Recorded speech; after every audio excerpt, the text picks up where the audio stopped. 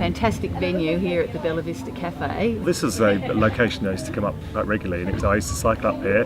I used to be exhausted by the time I got here. When I come up here now, it's on the electric bike, which What I've realised is that after you letting me use the electric bike, because there's a lot that I need to try and understand before I try and put together a marketing campaign for you. A normal bike is quite tame in comparison. When you start riding an electric bike, the whole bike almost comes alive.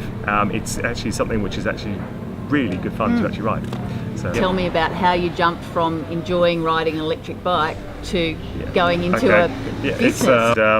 I thought I enjoy it. It became passionate for me, and every time I went on the bike, I really enjoyed looking forward to getting on the bike and actually riding it. And I thought, well, I believe there's going to be a number of other people out there which would have the same interests as myself. So that's really how it evolved from there. And then it was a matter of going to the major shows in the world, making sure the bikes are enjoyable to ride, making sure that they're easy to use on a day-to-day basis, so that they also obviously comply with all the rules and regulations. Most people don't want to advertise that they're on an electric bike. Most people like the idea of being on an ordinary looking bike, but having the benefits of having a motor to be able to assist them. If I come to a hill and it's a bit daunting to cycle up, I can just turn the power on, full power, and I can get it up there quite comfortably.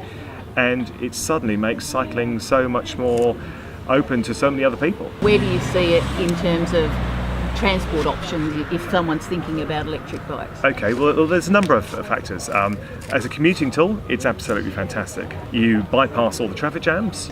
Then there's people who might have two cars at the moment and might think, hang on a minute, do we actually need two cars? Selling the second car, I did some rough calculations and I found I was saving probably close to $1,000 a month. A pedal-X bike versus a scooter, there's a number of advantages. First of all, you don't need a license. You have access to using all the cycle paths. You have access to using public transport. You can take your bike on trains and ferries as you would normally a normal bicycle. You can also, it's nice and light, so you can just put it on the back of a car on a bike rack. On top of that, there's the environmental side of it. If you sit in a traffic jam nowadays and have a look around the other people sitting in their cars, in my experience, there's usually 80 to 90% of those people is a single person in a large car. That's taking up an awful lot of space on the road. It means that the traffic is not moving. They could actually get on and cycle.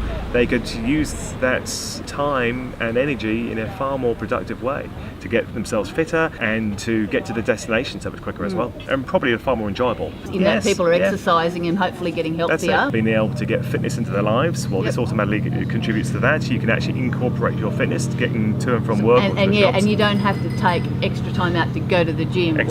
So Tim, if you can just sum up the pedal-X brand in maybe 3 words. Fun, freedom, no sweat. Sounds great. Sounds perfect. Right.